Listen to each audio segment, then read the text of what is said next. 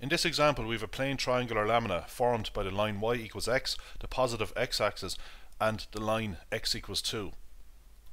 Now the mass element in this case will be a vertical strip of width delta x. As we saw in the previous video, we consider the mass element to be a point mass, but in reality this is elongated, but it doesn't matter actually. Once delta x goes to 0, we will have an infinitesimal mass element. Rho is the mass per unit area, so we're going to write down the total area, the total mass, and the moment of the lamina about the y-axis. Well, since this is the line y equals x, at x equals 2, this point y equals 2. So the y value of this point is 2, so the length of this side is 2. So the area is half the base by the perpendicular height. Half times 2 times 2, that's equal to 2. What about the total mass? Well, rho is the mass per area, unit area. So an area of 1 has a mass of rho. Since this triangle has an area of 2, its mass is 2 times rho. Now x bar is the distance of the center of mass of this lamina from the y-axis. So we could replace the triangular lamina with a single point mass of mass equal to the triangular lamina, that is 2 rho. To get its moment about the y-axis, we multiply the mass 2 rho by x bar, the distance to the y-axis. So we will be calculating x bar. So to get x bar, we want the moments of all these thin little strips about the y-axis. So this thin little strip can be approximated by a rectangle whose height is this distance here, which is y. So at this bottom corner here we have the value x, and the height will be y, but y is equal to x, so the height will equal x.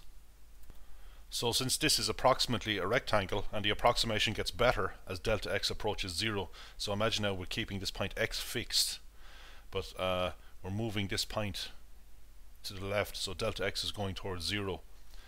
So the area of this strip will be the height x times the thickness delta x.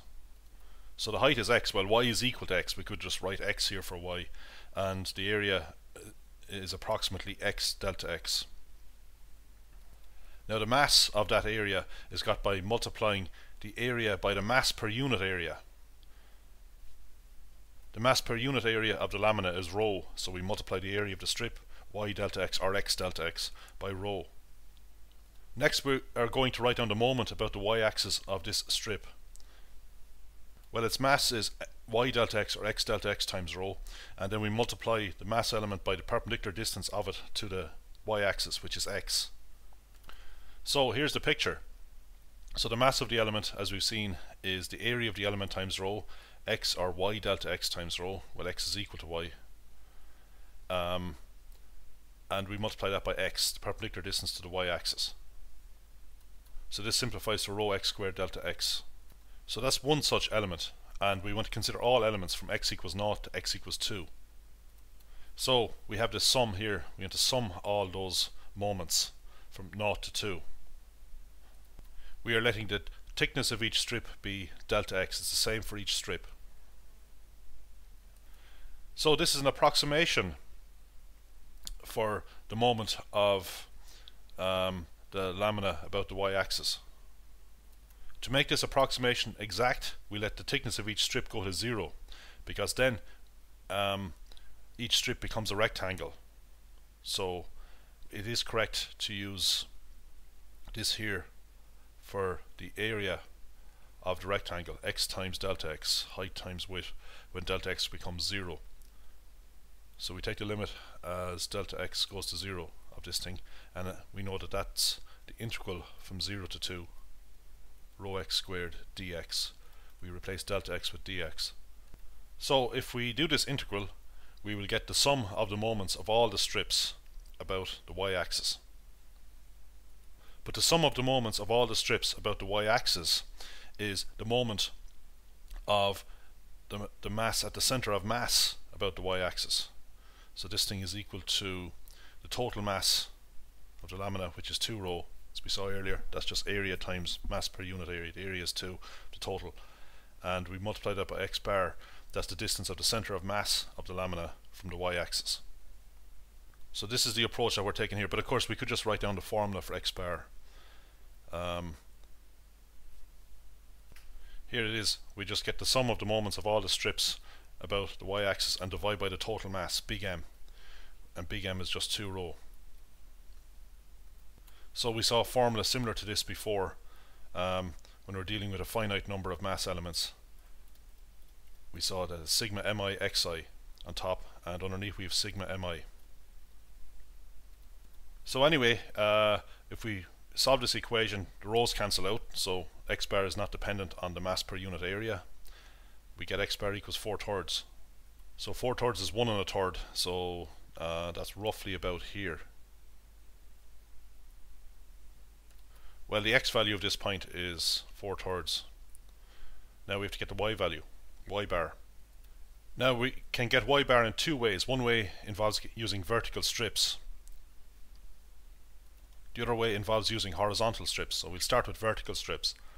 So we're interested in the moment of this vertical strip about the x-axis. Well, since this thing can be approximated by a rectangle, the position of y bar must be halfways along this strip. Well, I'm talking about the center of mass of this strip, not actually y bar. Before, when we took moments of each strip about the y-axis, we just had the distance x to the strip, to the left side of this strip, because this side of the strip, all points on this side of the strip are equidistant from the y-axis.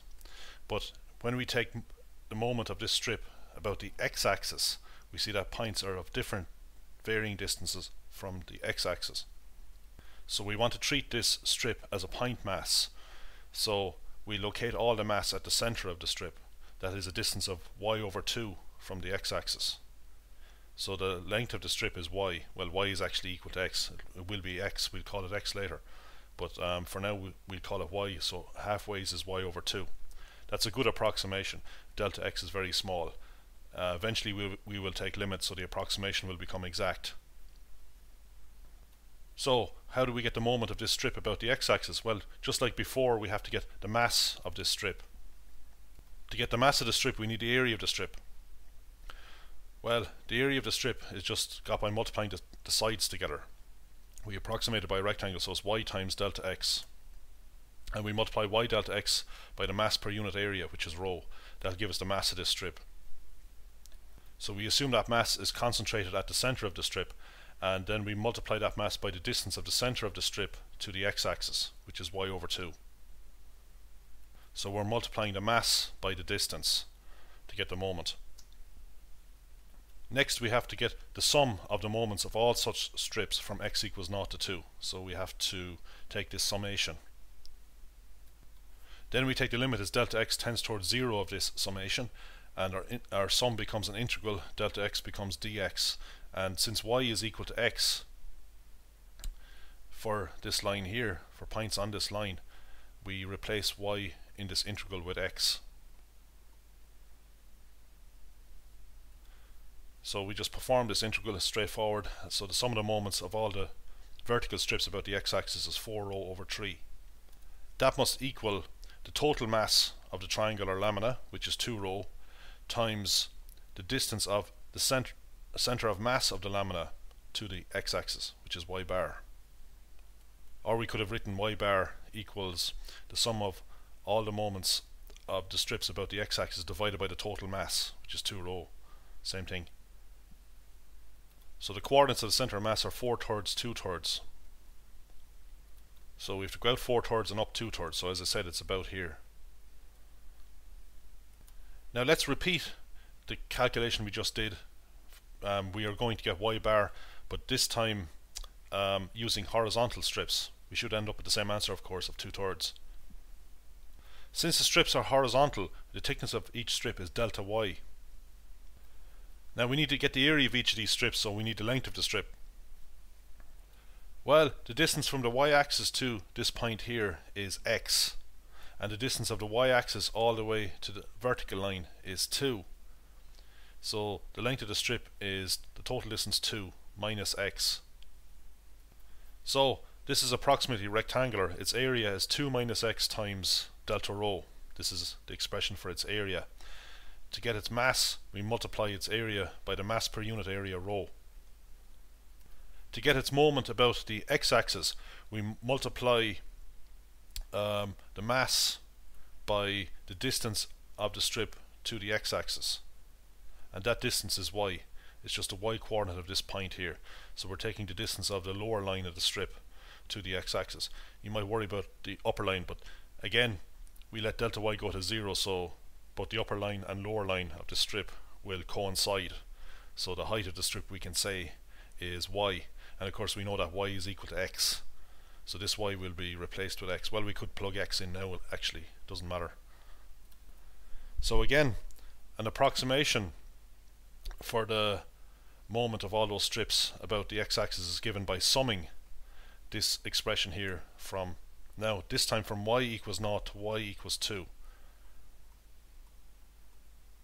Okay, so we could imagine starting off at y equals 0, we'd have a horizontal strip down here at the base of this triangle, and we get its moment about the x-axis, and then we get the next one up and so on until we get up to y equals 2. So this would be an approximation, and the approximation to the sum of all the moments would get better and better as delta y goes to 0. So we take the limit of this sum as delta y goes to 0. The sum becomes an integral. Delta y is replaced with dy.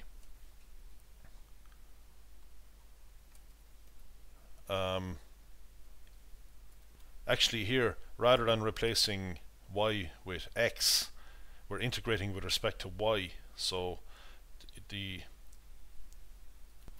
integrand must be a function of y. So the x value of this point is equal to y, because it's a point on the line y equals x. So this here is 2 minus y. So we get a straightforward integral to evaluate. We just take out the rho and we're integrating 2y minus y squared with respect to y. Very straightforward. That'll give us rho times 4/3.